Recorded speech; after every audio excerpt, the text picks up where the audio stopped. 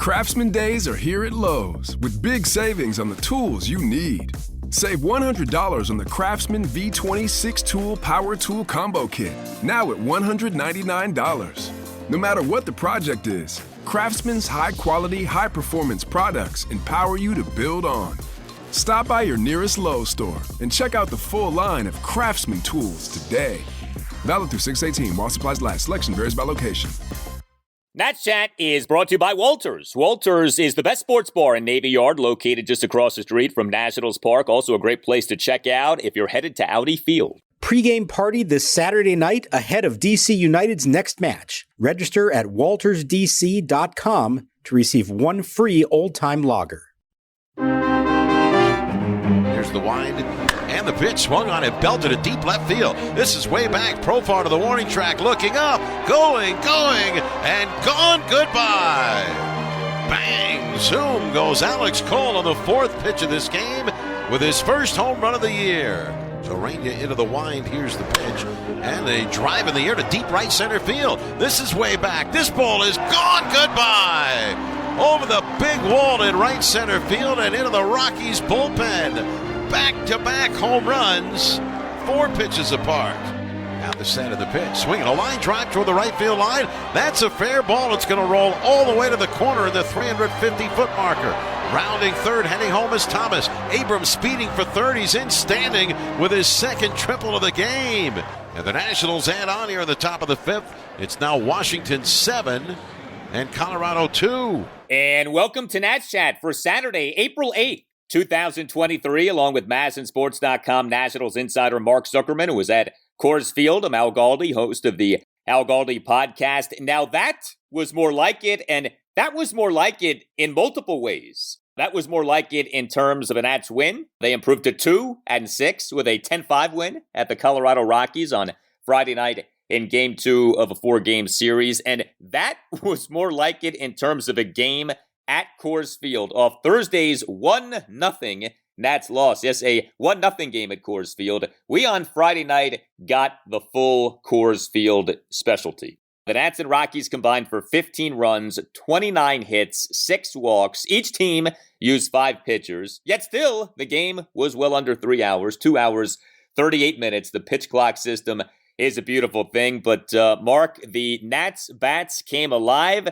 And I know to me, and I'm sure to a lot of people listening, more importantly, MacKenzie Gore, impressive for a second consecutive start. A lot of good stuff from a Nats perspective on Friday night.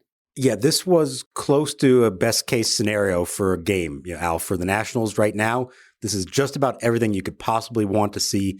I would say the only exceptions were a shaky 7th inning from Erasmo Ramirez that made the game a little closer than maybe they thought it should be, but turned out not to be an issue. And then Luis Garcia pulled up with a hamstring issue, but even that sounds like is not that serious afterwards. So all things considered, this is an outstanding night for them, pitching-wise, certainly hitting-wise. The defense continues to be good. This was all around really nice for them. And I don't know if there's something about having MacKenzie Gore on the mound that gets the offense going. Maybe they feel like, hey, we give him a couple runs, we're in good shape. That's the way it's gone. For whatever reason, both times he's pitched, they've scored in the first inning, and they haven't looked back from there. Funny how that works, but yeah, I mean, for all of the offensive success on Friday night, I think MacKenzie Gore is the thing. Like, that is the lead. And how about the Nats starting pitching in this series? Josiah Gray in Game 1, MacKenzie Gore in Game 2. Your 2 young, promising starting pitchers in this rotation. Each guy pitching well in the notorious hitter's haven that is Coors Field. But here we had MacKenzie Gore on Friday night, and for a second time in as many starts in this regular season, he was impressive. In fact, he was even more impressive in this outing. 2 runs in 6 innings, 6 strikeouts. He gave up 5 hits, a home run, and 4 singles. Issued 2 walks, 98 pitches, 64 strikes versus 34 balls. His 4-seam fastball velocity peaked at 97.2 miles per hour per StatCast. The 2 boo-boos, bottom of the second, he gave up a leadoff homer to Ryan McMahon to right center field to cut the Nats' lead to 4-1, 443 feet per StatCast. We told you this was a Coors Field specialty on Friday night. And then Gore in the bottom of the 4th gave up a run on 2 singles into walk, including a 2-out opposite field RBI single by Jonathan Daza into right field to cut the Nats' lead to 6-2. But overall, I mean, a lot of good stuff, more strikeouts from Gore. I mean, again, I know you can't necessarily quantify this, but he looks the part. Like, he's pitching like a guy who believes in himself. It's so funny, right? He had this awful exhibition season, ended it with a good outing. And so far in the regular season, he has looked like the guy who we saw in that final exhibition outing. So here's what I like most about him, Al, and here's where this stands out from certainly anyone else they have on the staff in the rotation right now. He's got a full arsenal. He throws the curveball and the slider in addition to changeup. I don't think he threw any changeups in this game, actually. But what he does have is a fastball that can be a put-away pitch. He can end at bats with fastballs. That's not necessarily something we think of from the other members of this rotation. Corbin's going to go to his slider. Josiah Gray is going to go to the breaking balls. It's such a refreshing thing to see a guy who has a good enough fastball to be his put-away pitch. That's what he has. And if you think about it, that's the classic power pitcher who has that ability. It's something that the aces of this team in the past have had. And it's why I do think he has the potential to live up to that and be a number one starter. He doesn't just have to get ahead of hitters and now try to fool them. He can overpower them. And he did that on several occasions in this game. That's a nice thing to see. He very much looks the part of a stopper, of a number one, whatever you want to call it. I know it's only 2 starts, a long way to go. He's going to face some more good lineups, but he shut down the Braves and he shut down the Rockies at Coors Field. That's a pretty good combination to get your season started. Hard to complain about that. And, I was thinking about this before the game. So we know there's going to be some kind of a workload limit on MacKenzie Gore this year. What exactly it is, we don't know. Is it defined by innings? Is it defined by pitches? Is it defined by starts? Hard to say, right? But we know that he's not going to make 35 starts this year. So whatever that final number of starts ends up being, his starts take on even more importance because there are, in theory, are going to be fewer of them than, say, for a Josiah Gray or a Patrick Corbin or someone who, in theory, isn't as restricted. Obviously injuries can change these things, but you get the idea. And so if he's only going to make, say, 20 starts, 23 starts, 25 starts, whatever that ends up being, each start becomes even more precious, right? Not just because of who he is and what we want him to be, but because he's not going to be making, or at least he's not set to make, 30 plus starts this year. So to see him do well in these things, really, it matters, to say nothing of how uplifting it is, how encouraging it is, etc. So it's great that he's basically 2 for 2, to begin this season here, 2 starts, and he's looked good in each one. We have seen guys in recent years with the Nats, since they got bad, maybe have a good start, but then have a bad start. That's been an issue for Josiah Gray to a degree. We even saw Eric Fetty have good starts, but then, struggle. If this guy can piece together, 4, 5, 6 good starts to begin the year, that is so key. And that really has become this desirable thing that this team has not had in recent years. Right. And remember, this is what he did for the Padres last year. First 9 starts, ERA 1.5. Then he started to deal with the elbow issue. So it's not like he has 0 track record. I know it's not a huge track record, but he has some. And so I think it's entirely feasible for him to keep this up and continue to do this. He'll get a start against the Angels next week in the rest of the road trip. That's a very good lineup and some big name hitters. That'll be a fun one to see how he handles it. But you're right. He's 2 for 2. And if we're going to combine him and Josiah Gray, as we know, that's really what this season is about. You want it to be Gore, Gray, and Cavalli. It's unfortunately only the 2 of the 3, but those 2 combined now, 3 out of 4 very good starts. The 1, not good at all for Josiah, his first time out, but very good the day before this at Coors Field. So for all the issues the team may have, and their record isn't good, they're 2-6, and they got a lot of issues, but their 2 important young starters are 3 for 4 in putting together good quality starts. And if this does end up being a really bad year, if Gore can have a very good season, I think that takes a lot of the sting away. If you can at least once every 5 games feel like, hey, it's MacKenzie Gore day, and obviously if Josiah Gray can be a part of that too, that'd be great. I think that really can help to change the feel of this season if you are a Nats fan, if you have a young guy like Gore pitching like the ace who we want him to be. So MacKenzie Gore, very good on Friday night. And the Nationals offense in this game was outstanding. I mean, baseball is amazing. And we all know how this goes, right? Just when you think you got it figured out, it turns out that you know nothing. We all know nothing, right? And here we had the Nats could do nothing offensively in game 1 of this series, were excellent offensively in game 2 of this series. The final numbers, 10 runs, 19 hits, 4 walks. And no, the Nats did not have 19 singles in this game. Did have 14 singles, but 5 big extra base hits, 2 home runs, 2 triples, and a double. And how about the fact that the Nats began the game with back-to-back home runs? The Nats hit 2 home runs over the first 7 games. The Nats hit 2 home runs in 2 plate appearances in this game. And the who is significant. Alex Call, another change at the top of a Davey Martinez lineup.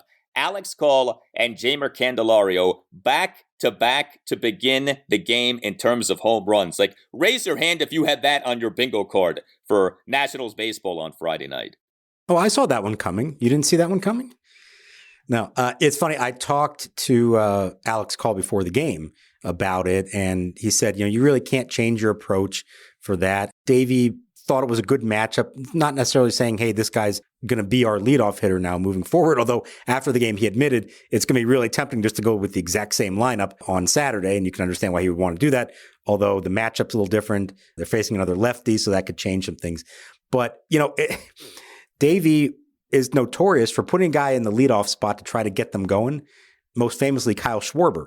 Well, I don't think he expected Alex Call to turn into Kyle Schwarber, but you know what? Home run to start the game and then drew a walk in the next inning. Like, he did legitimately set the tone for them, and it was a nice thing to see. I don't know that he is the long-term answer necessarily there, but he's been given an opportunity, Alex Call has, and he's making the most of it. On base at 400 on base percentage coming into this game, and he got on twice more in this one. We saw last year he has some surprising power. I think he hit 5 homers in limited playing time late in the season. That home run was a no-doubter. He also had a sacrifice fly later in this game. So there's something there, and it's worth trying to see a little more from him. But it is amazing just the difference. When you have these games where they're not getting a runner in from scoring position early on, it's like they tighten up and now it becomes a thing for the whole game. And then when you have a night where they go up 2-0, 2 batters into the game, it's like, okay, everything's great. Let's just relax, go have fun. And they end up with 19 hits. They've got to somehow find a way for some more consistency and some middle ground between all that. No, you don't expect 10 runs, 19 hits every night, but you don't expect a 0 either. And they have the ability to be more than that.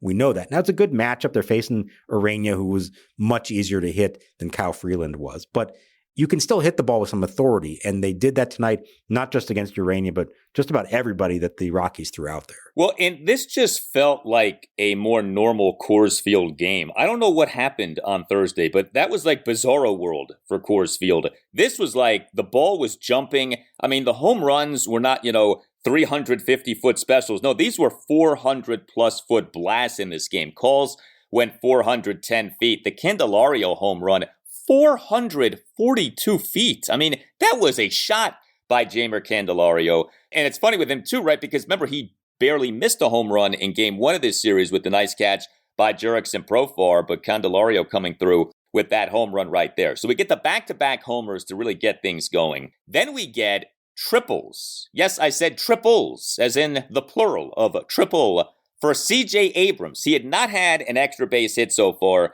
in this regular season, but C.J. Abrams on Friday night as the Nats' number 8 batter, 3 for 5 with a 2-run triple, an RBI triple, and a single. Abrams in a Nats 2-run third, a 2-out, 2-run triple to the right center field gap for a 6-1 Nats lead. Abrams in a Nats 1-run fifth, a 1-out RBI triple to right field for a 7-2 Nats lead. That was a 2-run fifth, by the way. So a 2-run fifth for the Nats. They scored 2 runs in the first, second, third, fifth, and 8th innings in this game. If anyone needed an extra base hit, it certainly was C.J. Abrams. To see him get 2 extra base hits, one thing. 2 run-scoring triples, another thing. And obviously he can do that with his speed. And Coors Field, it's not just about home runs. A lot of extra base hits in Coors Field. And boy, did C.J. Abrams capitalize on that. I thought the second one, he had a chance to go all the way. The ball was bouncing around a little bit in right field. And I think everybody in the ballpark had that moment like, ooh, could he go for it? And he didn't, and it was the right decision. Here's the thing. The triples are great. but all three of his hits were hit hard. They're all over 100 miles an hour exit velocity. He was hitting the ball with authority. This wasn't a blooper down the line that rattled around and he ends up with 3 bases. No, these were well-struck balls, and he's now 7 for his last 15, starting to hit the ball with authority, like I think we had a sense that he could, and just didn't do that in the first few games of the season. He looks better. He feels more comfortable up there. He says he's hitting better pitches, so his pitch selection has been better. Only the 5th player in team history with 2 triples in a game. And I know I'm sure you remember the Denard Span, Christian Guzman, Ben Revere games, but I know you certainly remember Bernie Castro doing it in 2006. I'm sure that one's etched in your memory of great moments in Nationals history. It's funny. I saw that list get put out by the Nationals during the game, and it was like, if you ever remember Sesame Street, I have 2 young kids, so I now have been reminded of Sesame Street. Which one of these things doesn't belong here? Which one of these things isn't the same? There's a song, a bit on Sesame Street. Mr. Castro would fit that description in that list. Yeah, I mean, again, that's baseball, right? 0 extra base hits over the first 7 games. He has 2 in this game. They happen to be 2 run-scoring triples. Like, okay, makes no sense, and thus it makes perfect sense. Hey, are you a law firm partner stuck on an underperforming team while the rest of the competitors are spending big and winning big? Well, unlike MacKenzie Gore and Keibert Ruiz, you have options. You don't have to stay on your 60-win team. Nats Chat sponsor Mason Kalfis and his team specialize in placing partners and associates at medium-sized and large law firms in Washington, D.C. and across the country. Mason Kalfis has recruiters in 6 states and has placed lawyers in more than half of the 100 largest law firms in the United States. While you may be reading doom and gloom from the legal press, many practices are red hot: antitrust, IP litigation, white-collar litigation, finance and direct lending, and healthcare. Even in the quote-unquote slow first quarter of 2023, Mason Kalfis worked with 3 different lawyers who doubled the compensation their previous law firms were paying those lawyers. Because you are not under a CBA or team control for 6 years. In fact, staying at a firm too long is often a recipe for being underpaid. Explore your options today with Mason Kalfis. He is Scott Boras-like when it comes to law firm partner contracts, and Mason Kalfis will negotiate you a new and better contract today. Call Mason today at 202-486-3535. That number again, 202-486-3535. Hey, Nats Chat listeners, Tim Shovers here, producer and founder of the podcast. Here to tell you about Game Time. Do you struggle sometimes to find tickets to your favorite events? Buying tickets to your favorites shouldn't be so stressful. That's why you should look into the Game Time app. It's even harder these days with the lack of paper tickets available on the street. If you're looking for tickets to Nats, DC United, or even the Drake concert this summer, Game Time offers the lowest price guarantee, event cancellation protection, job loss protection, and more. Game Time is the place for last-minute ticket deals. Forget planning months in advance. Game Time has deals on tickets right up to the day of the event. It's the fastest-growing ticketing app in the country for a reason. Get images of your seat before you buy so you know exactly what to expect when you arrive. Snag the tickets without the stress with Game Time. Download the Game Time app, create an account, and use code NATSCHAT for $20 off your first purchase. Terms apply. Again, create an account at gametime.co and redeem code NATSCHAT for $20 off. Download Game Time today. Last minute tickets, lowest price, guaranteed. The 3-0. Swinging a drive toward the right center field gap. This is going to be in there. It's going to split the outfielders and go to the wall. Headed home, Garcia. Thomas rounding third. He's going to score. Abrams is flying toward third. A head-first dive and a 2-run triple. On a 3-0 pitch, C.J. Abrams clears the bases with a 3-base hit, the Nationals' first triple of the season. It's now 6-1 here in the 3rd inning. You talk about C.J. Abrams looking better. I thought Joey Meneses looked a lot better. We talked Meneses on the last show. Meneses in this game, starting DH, number 3 batter, got on base 4 times, 2 for 3 with a double, a single, and a couple of walks. And these were, I thought, real quality plate appearances. Top of the first, an 8-pitch walk. Top of the fourth, a one-out infield single on what was a well-hit grounder to the Rockies shortstop, Ezequiel Tovar, and Meneses got the hit despite having been down at the count at 1.12. Top of the sixth, a leadoff walk, and then Meneses in that Nats two-run eighth, a one-out opposite field double off the right field wall. A really well-struck ball. Again, like Abrams, Meneses needed a game like this, and he got it on Friday night.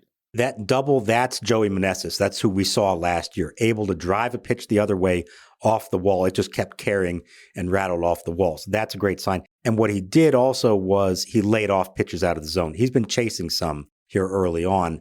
I think opposing teams know he's maybe the guy they're supposed to fear in this lineup, so they're not going to give him a lot over the plate, and he's unfortunately taken the bait a few too many times. So those two walks in this game, I think, were big because it showed he could stay back, have the patience, not chase pitches out of the zone.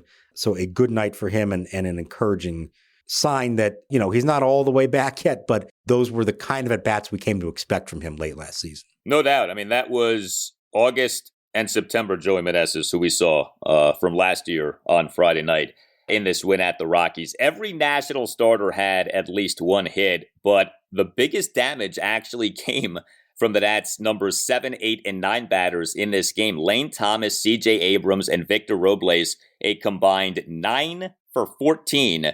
Not bad from the bottom of your lineup. And the specifics of what Thomas and Robles did to me are really interesting. So Lane Thomas, as a number 7 batter, 3 for 5 with 3 singles. He did get picked off and thrown out on an attempted steal as the Nationals' base running woes did continue, although Victor Robles did have a stolen base. But Thomas also had an outfield assist. But Thomas in this game, in the 2-run second, a single through the left side of the infield on an 0-2 pitch. Thomas in the Nats' 2-run fifth, a 1-out opposite field single into right field. Thomas in the top of the 9th, leadoff single off the ex-Nat Brad Hand, but then Hand picked off Thomas, and he got caught stealing second base for the first out. But like I said, Thomas did have another outfield assist. He ended a Rockies 1-run fourth with an outfield assist. Threw out Elias Diaz in his attempt to advance to third base on that RBI single by Jonathan Daza. And then Victor Robles in this game, he got on base 4 times, 3 for 4, 3 infield singles and a walk. That's a Victor Robles specialty, right? 3 hits in a game. They're all infield hits. But hey, a hit is a hit. And to his credit, he's getting on base a lot so far this season. And he did steal second base in that Nats 2-run fifth. So a lot of production, not all of it conventional, but a lot of production from the bottom of the Nats lineup. And I'll tell you what, they took full advantage of the Rockies' infield defense, which was not good at all. There was, I think, 1 official error on them in this game. They were the right calls because they were either well hit or they were in the hole or something like that. But the Rockies did not help themselves at all in the field. Several makeable plays that they did not make. The Nationals took advantage of that, and that's fine, especially for guys like Robles and Thomas and Abrams who have speed. Make contact, put some pressure on the defense, and they made the most of it. We're 8 games in now, and Victor Robles continues to do this on a nightly basis, playing good baseball, good quality at bats, playing smart baseball in the field, on the bases. I'm going to keep saying that we're not there yet, but every day that he does it is a day closer to saying this may actually be legitimate, and what a development that would be for this team. We've kind of written him off, and we know, there's a bunch of really talented outfield prospects on the way, and Robles is sort of a placeholder at this point. Well, he may still have something to say about that. Hasn't done it yet. Long way to go. But through 8 games, he has done everything that you would want to see from him, from a guy who's saying, hang on a second, I can still be this team's center fielder, not just now, but for years to come. And I want to give Robles credit in this regard. One of the really disturbing things with him offensively in recent seasons, the extent to which he's made weak contact. He has not hit balls hard. He's had some doubles. He's had some of the cheapest doubles I've ever seen these last few years. Well, coming into this game on Friday night, Robles' ex-WOBA, his expected weighted on base average, which basically is like, what is your quality of contact? 364. His ex-WOBA for last season was 244. That is a massive jump. Now, obviously small sample size for this season, but, he's not just, he did have the 3 infield singles on Friday night, but he is hitting balls harder, which is like a great sign with him. And so no doubt, he kind of has been put in almost like, not to the degree of Carter Kieboom, but kind of in that same bucket of, yeah, all right, he at one time was promising, but, we're kind of moving on from him. Because of the Nats situation, he is being given ample opportunity to redeem himself. And maybe this ends up being a feel-good story. Who knows? It'd be awesome to see. I mean, people would love to see it. He almost lost another ball in the sky early in the game. And then he was able to sort of figure it out and make the catch. But he at one point with the ball in the air, like threw his hand up of like, I don't know where this is. So that seemingly still is an issue, but it did not result in a routine ball not being caught by him. So, yeah, a lot of guys contributed in this game. Keibert Ruiz, 2 for 5 with an RBI single and another single. Dominic Smith had a couple of hits in this game. And you mentioned Luis Garcia, 2 for 4 with 2 singles, leaves the game with a hamstring issue, but it does not appear to be serious. That's the initial thought. Now, watching it live, he's trying to beat out a ground ball to end the inning. Inning is over, they go to commercial break, and all of a sudden you look out and here comes Davey Martinez and Paul Lessard, their head trainer. And from the dugout, they're walking what looks like to me towards the mound. And I'm thinking, oh no, something happened with MacKenzie Gore as he's trying to warm up. And no, they walked past him over to where Garcia was around the second base position, talked to him a little bit. The conversation didn't last long. He walked off the field. You saw the replay, he kind of grabs the hamstring. He sort of winces a little bit. After the game, Davey said, yeah, his right hamstring tightened up on him, so we'll see how he feels tomorrow. He'll probably be day-to-day, though, but he says he feels fine right now, but we'll see how he feels. Luis in the clubhouse, I watched him, was walking around. I did not notice a limp from him, and he kind of gave the thumbs up like he said he was feeling all right. So maybe they dodged a bullet here. You always have to be careful. Things can tighten up. We know from past history, things can sound like they're day-to-day, and the next thing you know, they're week-to-week. But it didn't sound like this is any sound the alarms, place a phone call to Rochester and get somebody here as fast as you can. I don't think that's in the works at the moment. It's funny. We are well into this season now in terms of a week plus. We have not once had the conversation about Luis Garcia's defense and, he's not making the routine play well, or he looks a little spotty, or, he's not concentrating as much as he should. All these things that have come up in recent seasons with him. He's playing a very nice second base for the Nationals. And he had a really nice play in this game. They almost turned a spectacular 4-6-3. CJ Abrams just couldn't quite make the turn. But I had the same thought at the moment. Like, boy, we haven't really noticed it, but that's a good thing. If we're not noticing Luis Garcia's defense, that means he's doing something right. It means he's making all the routine plays. And being at second base is better for him. Being paired up with CJ Abrams, I think, is better for him because they're working in tandem. They both play with more speed and aggressiveness. And I'll tell you what, I think the pitch clock is good for him. It doesn't give his mind time to wander. He's got to stay focused all the time because there's going to be another pitch within 15 seconds. That may be an underrated part of this. It's helping keep Luis Garcia engaged in the game. We know that's been his biggest issue. If he's fully immersed in it and focusing on every single pitch, I think he's going to be a very good second baseman for them. Also saw a nice catch of a low throw from MacKenzie Gore by Dominic Smith. So some good stuff from the Nationals infield defense in this game. That's bullpen in this game after Erasmo Ramirez's outing ended up being pretty good. Ramirez struggled. Bottom of the 7th, got charged with 3 runs, got just 1 out, began his outing by giving up 3 consecutive hits, 2 singles, and an RBI double. He did then induce an RBI ground out. Hunter Harvey then came into the game, got the final 2 outs in that Rockies 3-run 7th, but he, to the first batter he faced, gave up an RBI single by Chris Bryant. But then Carl Edwards Jr. tossed a scoreless bottom of the 8th, and Kyle Finnegan tossed a perfect bottom of the 9th. This was kind of like redemption night for the Nationals. CJ Abrams got himself going. Joey Meneses got himself going. And, you can't say for sure that Kyle Finnegan has fixed himself, but off a debacle of an outing earlier this week, good to see him pitch a perfect bottom of the 9th. And, we know how it is at Coors Field. That was not a quote-unquote save situation. But to me, 10-5 at Coors Field, that almost should count as a save. Kyle Finnegan doing as he did in that 9th inning. Because a 5-run lead at Coors is like a 3-run lead or a 2-run lead in most other ballparks. I was about to say the exact same thing. Don't let the score fool you. I think of that like it was a safe situation because of Coors Field and because of Finnegan. He needed that. And yeah, there's going to be some doubts when you take the mound 3 days after you had a meltdown like he did against the Rays. And the best thing he did, he came out and struck out the first batter, Tovar, on 3 pitches. So there was no oh no, this might go bad or I could be in trouble again. Like he went right after him, strikeout, a couple of ground balls, no drama at all. And I do think that was significant for him. Doesn't mean he's cured. Doesn't mean that what we saw in that last game or that what we saw at times this spring isn't reason to be concerned. But this wasn't just any old appearance for him. I think it was an important one because of what he had done last time, because of where this was. And yeah, I'm thinking 5-run lead is not a 5-run lead here. So for him just to shut it down, not even give them a whiff of a comeback there in the ninth, I do think that was important for Kyle.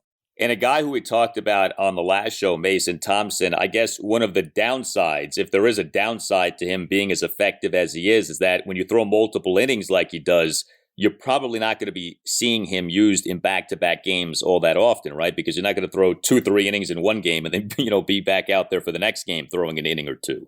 Right. And I did think in back of my mind, I thought that Harvey, when he came in to get out of that inning and got through it on 7 pitches, I thought they might bring him back for the 8th. The idea being you want a backup option for Finnegan.